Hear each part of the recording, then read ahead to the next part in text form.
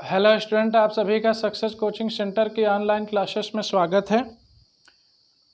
आज हम लोग फिजिक्स में पढ़ेंगे दो आवेशित चालकों को एक दूसरे से जोड़ने पर आवेशों का पुनर्वितरण या उभयनिष्ठ विभव। तो चलिए फिर समझिए कि आखिर आपको इसमें क्या सीखना है। तो हमारी हेडिंग है दो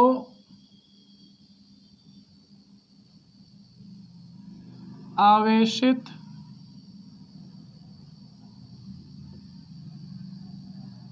चालकों को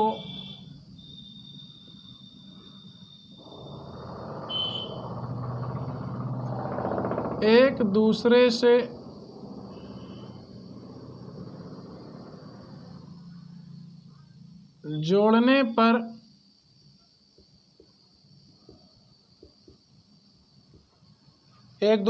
जोड़ने पर आवेशों का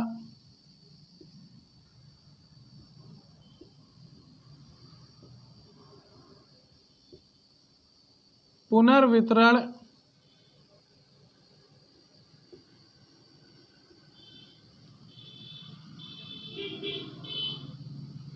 या उभयनिष्ठ विभव, ये हमारी परिभाषा है हेडिंग। तो दो आवेशित चालकों को एक दूसरे से जोड़ने पर आवेशों का पुनर्वितरण या फिर हम लोगों को पढ़ना है उभयनिष्ठ विभव।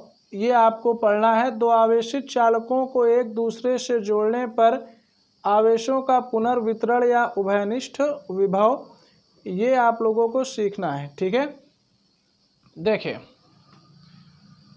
अब उभयनिष्ठ विभव तो मैंने यहाँ पर लिख दिया।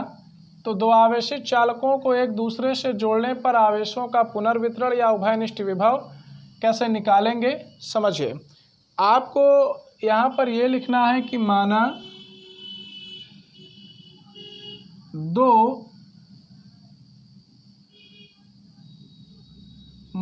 दो पृथक्कृत चालक कैपिटल ए तथा कैपिटल बी हैं। माना दो पृथक्कृत चालक कैपिटल ए तथा कैपिटल बी हैं। ठीक है, चलिए तो क्या करते हैं, दो पृथक्कृत चालक बना देते हैं। जैसे कि ये आपका पहला हो गया, ठीक है, और एक और बना देते हैं, ये दूसरा चालक हो गया। दो पृथक्कृत चालक, ठीक है, पहले का नाम कैपिटल ए, दूसरे का नाम कैपिटल बी। माना दो पृथक्कृत चालक ए तथा बी हैं, जिनकी धारिताएं क्रमशः C1 तथा C2 हैं। जिनकी धारिताएं क्रमशः C1 तथा C2 हैं तथा इन्हें Q1 व Q2 आवेश देने पर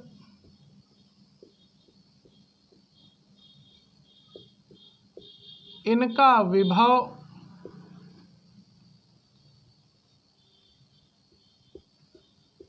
क्रमशः V1 व V2 हो जाता है। V1 व V2 हो जाता है।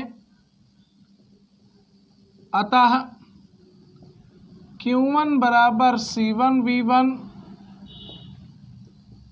Q2 बराबर C2 V2। भाई ये हमने पढ़ा है कि Q बराबर क्या होता है, CV। ठीक है, तो फिर से देख लें। माना दो पृथक्कृत चालक, पृथक्कृत का मतलब क्या होता है, एक दूसरे से अलग अलग, है ना। तो माना दो पृथक्कृत चालक ए तथा बी हैं, जिनकी धारिताएं क्रमशः C1 तथा C2 हैं तथा इन्हें C1 तथा C2 हैं तथा इन्हें Q1 व Q2 आवेश देने पर इनका विभव क्रमशः V1 व V2 हो जाता है। तो Q1 बराबर C1 V1 और Q2 बराबर C2 V2। ठीक है, अब देखें नीचे आप लिखेंगे अब यदि, फिर आगे लिख दिया इन दोनों चालकों को। ठीक है, अब यदि इन दोनों चालकों को एक पतली तार से जोड़ दिया जाए, तो इन दोनों चालकों को एक पतली तार से जोड़ दिया जाए। ठीक है, तो ये लीजिए हम क्या करते हैं, पतली तार से इन दोनों को क्या किया, जोड़ दिया। तो अब यदि इन दोनों चालकों को एक पतली तार से क्या किया जाए, जोड़ दिया जाए। ठीक है, इसे भी आप लोग समझिएगा कि यदि इन दोनों चालकों को एक पतली तार से जोड़ दिया जाए तो आगे आप बताएंगे धन आवेश का स्थानांतरण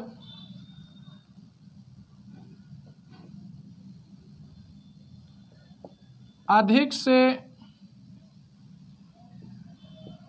कम वाले की ओर होने लगेगा, अधिक से कम वाले की ओर होने लगेगा। ठीक है, आगे कहेंगे तथा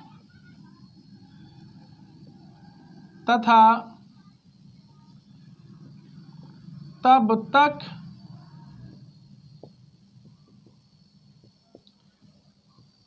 स्थानांतरण होगा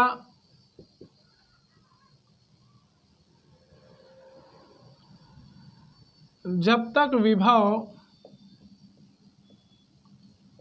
समान ना हो जाए। फिर लिखेंगे कि यदि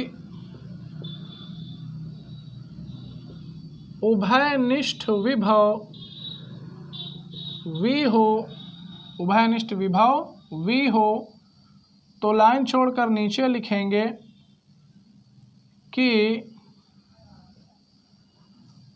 उभयनिष्ठ विभव कैपिटल V बराबर, यहाँ देखो Q बराबर क्या होता है, CV, तो V बराबर Q अपान C, है ना। तेजी से देखिएगा, Q बराबर क्या लिखा है, CV, तो C गुणे में है तो किस में आएगा, भाग में, तो V बराबर Q अपान C। Q का मतलब आवेश और C का मतलब धारिता, है ना।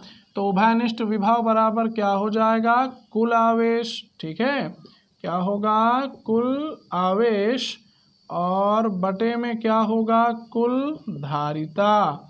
कुल आवेश बटे कुल धारिता हो जाएगा, यानी कि कुल आवेश क्या होगा, Q1 प्लस का Q2, कुल धारिता क्या होगी, C1 प्लस का C2। ठीक है, तो इस प्रकार से V का मान निकल आया, और V का मान क्या निकल के आया, Q1 प्लस का Q2 और बटे में आ गया C1 प्लस का C2। ठीक है, ये आपका यहाँ पर टोटल मान निकल आया।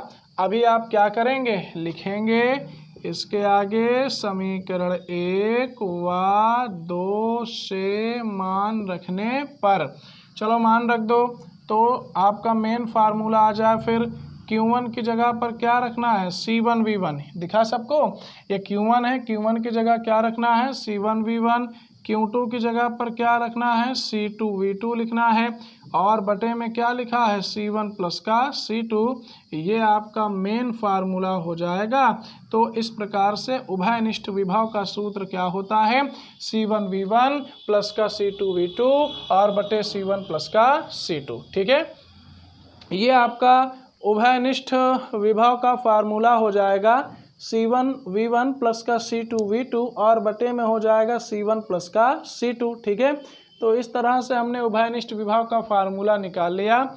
तो एक बार तेजी से समझ लीजिए, हमारे पास कितने चालक हैं, 2 चालक, दोनों अलग अलग हैं, इसलिए एक वर्ड का इस्तेमाल किया गया है पृथक्कृत। ठीक है, अब चूंकि दोनों अलग अलग हैं इसीलिए तो पृथक्कृत कहा गया।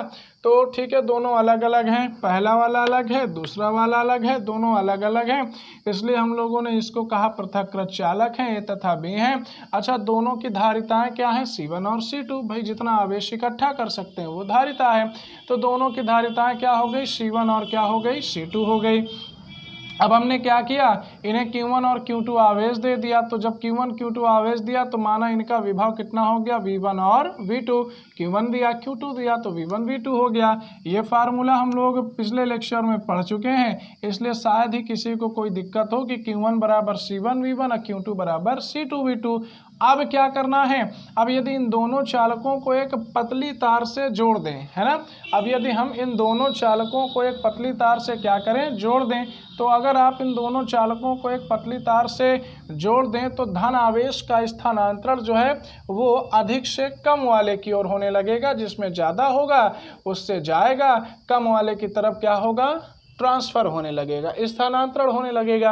अब जब स्थानांतरण होने लगेगा तो आप बताएंगे ये स्थानांतरण कब तक होगा? तब तक स्थानांतरण होगा जब तक विभव समान ना हो जाए। यानी देखो, अभी पहले का विभव क्या है? V1 है, दूसरे का विभव क्या है? V2 है, लेकिन जब स्थानांतरण होगा तो दोनों का विभव समान होकर के V हो जाएगा।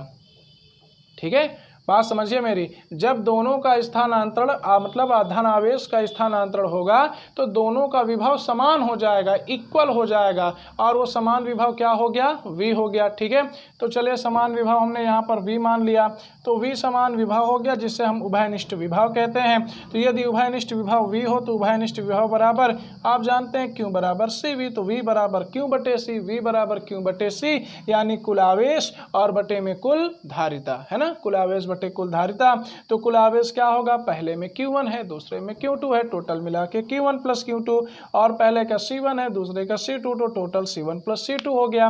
फिर हमने क्या किया? समीकरण 1 और 2 से मान रख दिया। कहाँ से? समीकरण 1 और 2 से। तो समीकरण 1 में Q1 का मान C1 V1 है, तो Q1 की जगह पर लिख दिया C1 V1, और उसके बाद 2 का मान है Q2 का मान है C2 V2, तो C2 V2 लिख दिया। ये हमारा मेन फार्मूला निकल करके आया, और ये मेन फार्मूला क्या सिखाता है? उभयनिष्ठ विभव। क्लियर? ठीक है। अब जब आप लोग उभयनिष्ठ विभव सीख जाएं, ठीक है, तो इसके बाद देखिए, अभी इसी में थोड़ा सा लिखना है।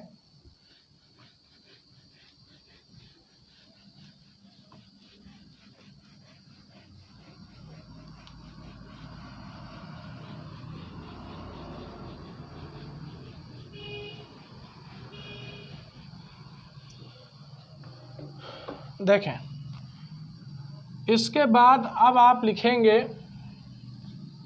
कि यदि, अभी आपने ये पढ़ा था कि उभयनिष्ठ विभव क्या हो जाएगा? V हुआ ना। तो सुनिए, यदि, फिर आप लिखेंगे आवेशों के स्थानांतरण के बाद चालक A का आवेश Q1 डैश तथा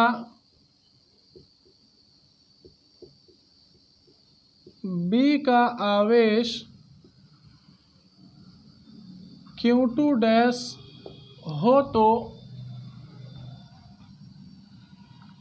Q1 डैश बराबर C1 V। यदि आवेशों के स्थानांतरण के बाद चालक A का आवेश Q1 डैश तथा B का आवेश Q2 डैश हो तो Q1 डैश बराबर क्या आएगा? C1 V। अब आप सवाल कर सकते हैं कि सर V1 क्यों नहीं लिखा गया? ठीक है, आप हमसे सवाल करेंगे कि सर आखिर V1 क्यों नहीं लिखा गया, तो शायद उम्मीद है आपको ये बात समझ में आ गई होगी कि V1 क्यों नहीं लिखा। क्यों? क्योंकि जब तार से हमने जोड़ दिया था तो दोनों का विभव क्या हो गया था? समान हो गया था, है ना। आपसे कहा गया कि जब हमने दोनों को तार से जोड़ा तो उनका विभव इक्वल हो गया था, बराबर हो गया था, इसलिए आप यहाँ पर सिर्फ और सिर्फ क्या लिखेंगे? V लिखेंगे। चलो अच्छा, अब उसके बाद देखिए, इसको समीकरण 3 कर देते हैं। अब बताओ Q2 डैश का मान क्या आएगा, C2V आएगा, क्योंकि दोनों का विभव क्या है, समान है। ठीक है, तो इस प्रकार से जब आपने उनको तारों से जोड़ दिया तो C1V बराबर क्या आया, C2V। अच्छा, एक प्रूफ आप इससे निकाल सकते हैं कि Q1 डैश बटे Q2 डैश बराबर आएगा C1V बटे C2V। तो V से V तो काट दिया, तो हमको क्या मिल गया, Q1 डैश बटे Q2 डैश बराबर मिल जाएगा C1 बटे C2। ठीक है, तो इस तरह से आप कह सकते हैं, या कोई आपसे कहे कि यदि आप दो चालकों को तार से जोड़ दें तो जो उनके नए आवेश होंगे या आवेशों के स्थानांतरण के बाद जो उन पे चार्ज या आवेश बचेगा वो किसके बराबर होता है, तो आप बताना उन दोनों का अनुपात धारिताओं के अनुपात के क्या होता है, बराबर होता है। ठीक है, तो आप अगर चालकों को तार द्वारा जोड़ दें तो आवेशों का अनुपात धारिताओं के अनुपातों के बराबर होता है। तो अगर मान के चलिए कोई ऑब्जेक्टिव टाइप प्रश्न आता है या बहुविकल्पी प्रश्न या कोई टीचर आपसे पूछे तो आप क्या बताएंगे कि तार से जोड़ने के बाद, ये वाला याद रखना V क्यों लिखा गया, क्योंकि दोनों का विभव क्या है, समान। पहले Q1 था, जब ट्रांसफर हो गया तो Q1 डैश, पहले Q2 था, जब ट्रांसफर हो गया तो Q2 डैश। तो लिखेंगे तार से जोड़ने के बाद, तार से जोड़ने के बाद फिर आप कह सकते हैं कि आवेशों का अनुपात, है ना, तार से जोड़ने के बाद किसका अनुपात, आवेशों का अनुपात। फिर उसके आगे लिखेंगे उनकी, आवेशों का अनुपात उनकी धारिताओं के अनुपात के, आवेशों का अनुपात उनकी धारिताओं के अनुपात के बराबर होता है। ठीक है, तो ये एक ऑब्जेक्टिव टाइप या बहुविकल्पी प्रश्न भी है और इसे आपको याद रखना है कि तार से जोड़ने के बाद, तार से जोड़ने के बाद आवेशों का अनुपात उनकी धारिताओं के अनुपात के क्या होता है, बराबर होता है। ठीक, अब अगली हेडिंग आपको पड़ेगी, अगली हेडिंग आपको डालना है स्थानांतरित। ठीक है, स्थानांतरित। फिर उसके बाद लिखेंगे आवेश की मात्रा। यहाँ पर आपको अगली हेडिंग डालनी है स्थानांतरित आवेश की मात्रा। ठीक है, ये लीजिए हेडिंग पड़ गई, स्थानांतरित आवेश की मात्रा। तो अच्छा सुनिए, जैसे किसी डिब्बे में पहले आवेश 16 था, ठीक है, कितना था, 16।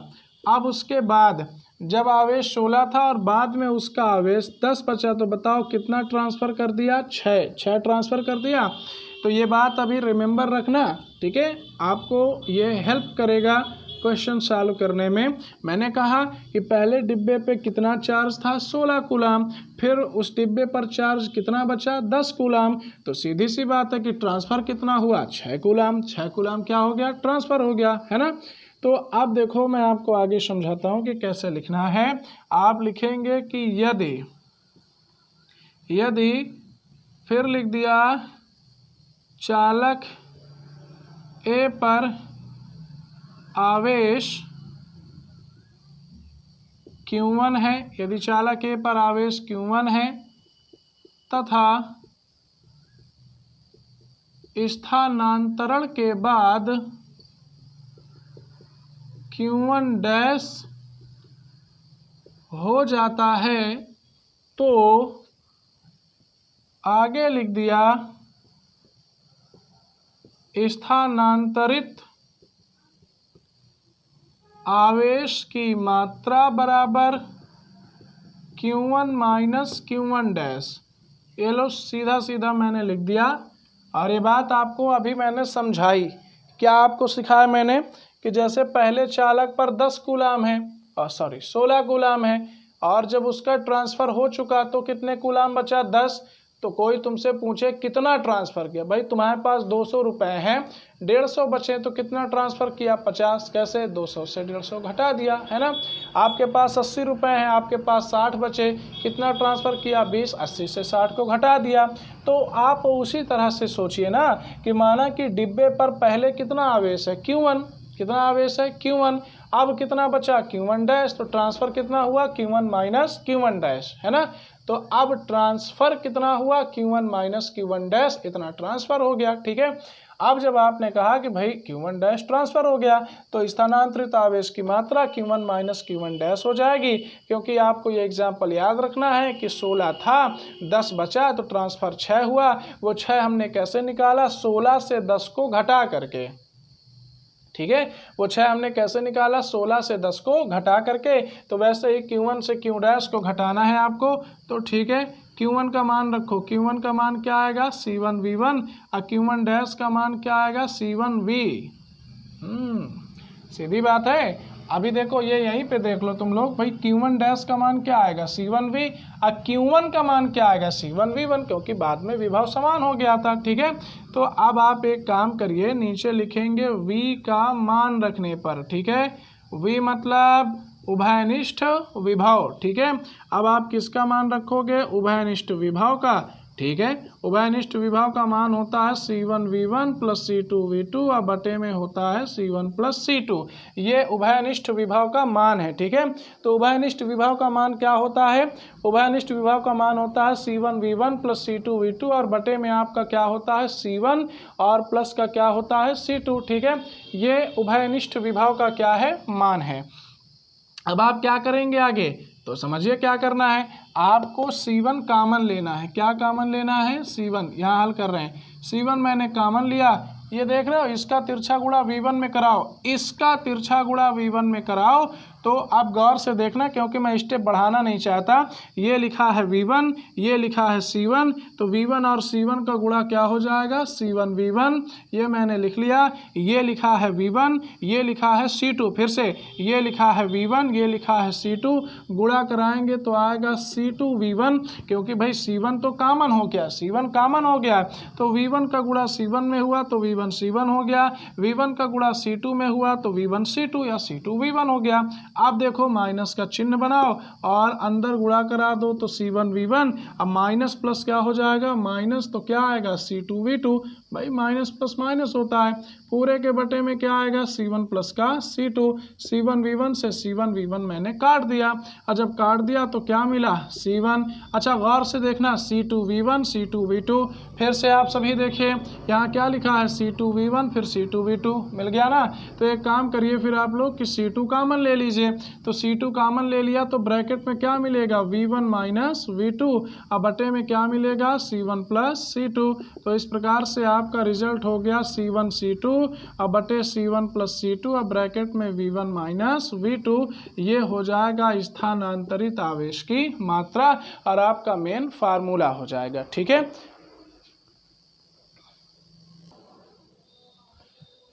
तो इस तरह से आपको एक फार्मूला ये मिल गया कि स्थानांतरित आवेश की मात्रा का फार्मूला होता है C1 C2 बटे C1 प्लस C2 और ब्रैकेट में V1 माइनस V2, ठीक है। इसके बाद हमें आज के टॉपिक में एक और हेडिंग पढ़नी है जो इसी से जुड़ी हुई है। हेडिंग का नाम है आवेशों के पुनर्वितरण में ऊर्जा का ह्रास, ठीक है। इसे भी देखें।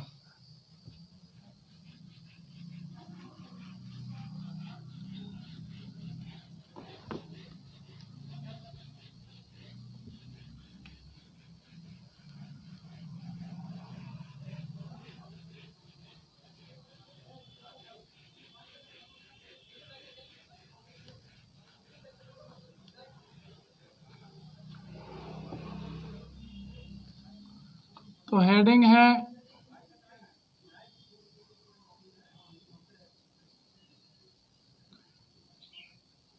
आवेशों के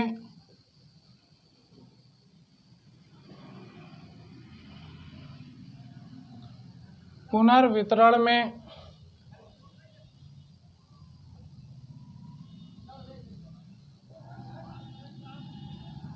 ऊर्जा का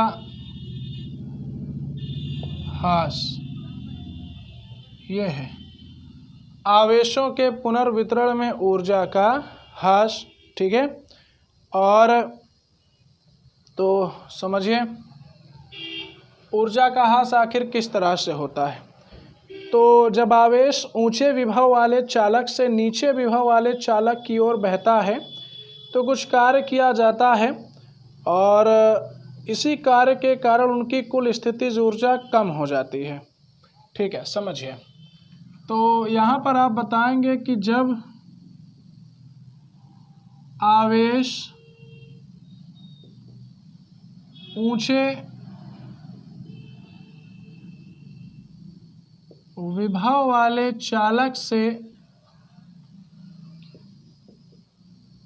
जब आवेश ऊंचे विभव वाले चालक से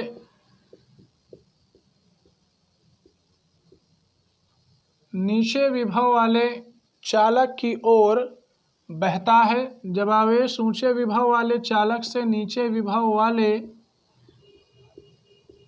आगे बताएंगे, चालक की ओर बहता है, चालक की ओर बहता है, तो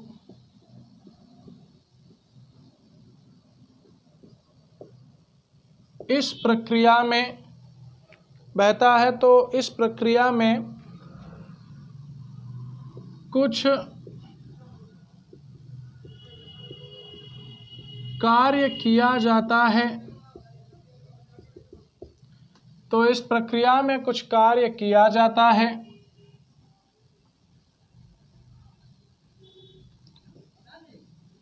जिसके कारण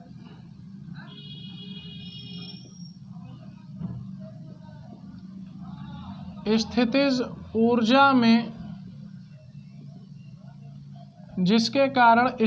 ऊर्जा में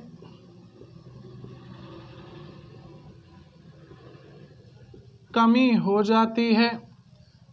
तो आवेशों के पुनर्वितरण में ऊर्जा का ह्रास, ये हमारी हेडिंग है, आवेशों के पुनर्वितरण में ऊर्जा का ह्रास। और हमने इसमें लिखा कि जब आवेश ऊंचे विभव वाले चालक से नीचे विभव वाले चालक की ओर बहता है, ऊंचे विभव वाले चालक से नीचे विभव वाले चालक की ओर बहता है, तो इस प्रक्रिया में कुछ कार्य किया जाता है, जिसके कारण स्थितिज ऊर्जा में क्या होती है, कमी हो जाती है। ठीक है, तो ठीक है, समझते हैं कमी क्या निकालेंगे। तो मैंने लिखा कि पहले, तो यहाँ पर हम लिखेंगे कि पहले चालक की, एक मिनट, इससे पहले ये लिख लीजिए, जोड़ने से पहले, है ना, तार से जोड़ने से पहले, तो लिखा कि पहले चालक की